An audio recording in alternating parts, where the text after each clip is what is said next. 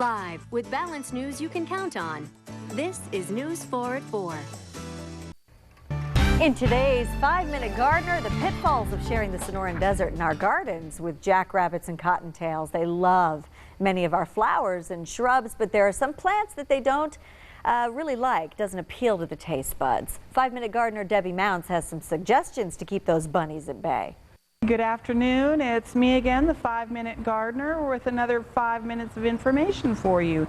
Today I want to talk about one of the biggest problems that we deal with in the nursery, and that is rabbits in your garden.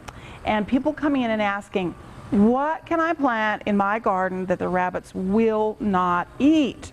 Now, I need to say up front that there is nothing that is absolutely guaranteed that those little guys aren't going to come in and eat. If they get hungry enough and thirsty enough, they'll eat just about anything. There are, however, some plants that are resistant to the rabbits. They'll tough it out a little bit longer than most of your other plants, and I brought some of them here. Okay, the first one, and the most common one probably that you would see around town in many of your gardens, is the lantana. Now, the reason that plants are rabbit resistant is generally they have a pungent smell, which acts as a repellent to the critters, all critters, including the bunnies.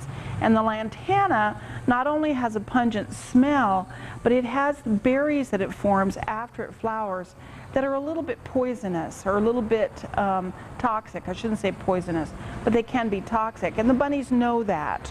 So the lantanas are a great one, and they come in bush and they come in ground cover. Those guys work great as a resistant plant. A couple other ones over here.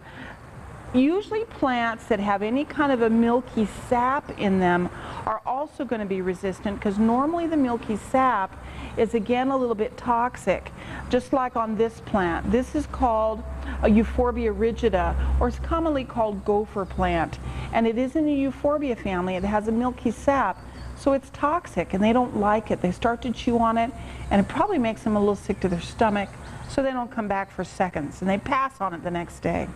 This one is called Society garlic. And even just standing here, the smell is pretty strong on this guy. It has an onion garlicky smell, so the rabbits say, ooh, never mind, I don't like that with my salad, and they generally don't eat it. The last one I want to show you is rosemary, which of course we love the smell of, but it is a little pungent. So the rosemary is another one. You can get it in a bush, or you can also get it in a trailing rosemary, or a ground cover type rosemary, or in your herb pots. All right, thanks a bunch. Hope this helps. Oh, and the rosemary does make a nice smell in maybe a courtyard or something like that. But you wanted to reiterate, there is nothing that is rabbit proof. Right, right. Especially with how dry this monsoon season has been. They start to get hungry and thirsty, so they'll look for things that they normally wouldn't eat just because they're starving, or they need the moisture out of the plant. So what I brought with me today, Christy, is a couple of things that can help with keeping these critters away. And the first most important thing to remember is you need to be persistent. So what that means is whatever product you use, you have to put it out there, and then you have to come back and put it out there again and put it out there again. It depends upon what you're using. But something like this, which is the blood meal, is something that will wash away when you water or when it rains. So you need to be sure and reapply it in a little trail. And it's blood meal because it smells like there's a predator near. There's and also, they don't like that. They don't like that. So there's another thing that is sold that we don't sell, but some places do. And it's actually coyote urine or fox urine. They think that there's a predator in the area, and it scares them off. You know, I just wonder how they capture the fox and coyote urine myself.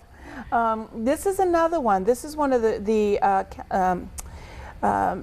mass-produced repellents. You spray it on the plant? Yes, you spray it on the plant and around, both.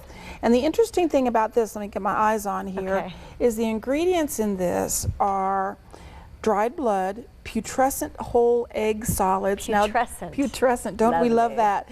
Garlic oil, cloves, fish oil, all those seaweed. What about just sticking cloves of garlic out into your garden? Just I'm not sure. I'm not sure how well that would work. I don't think it's pungent enough. Even with this not being open, when you get close to this bottle, you can smell it. So when you open it up, it's pretty smelly. But the trick is, like I say, to continue to apply it. So what you're really doing is you're teaching the bunnies to stay away. And they're smart, they remember. They remember. They go over there a couple times, they say, oh no, wait a minute, that was where the stinky stuff was. Let's go over there next time. Yeah, we'll go to the neighbor's house next time. Debbie.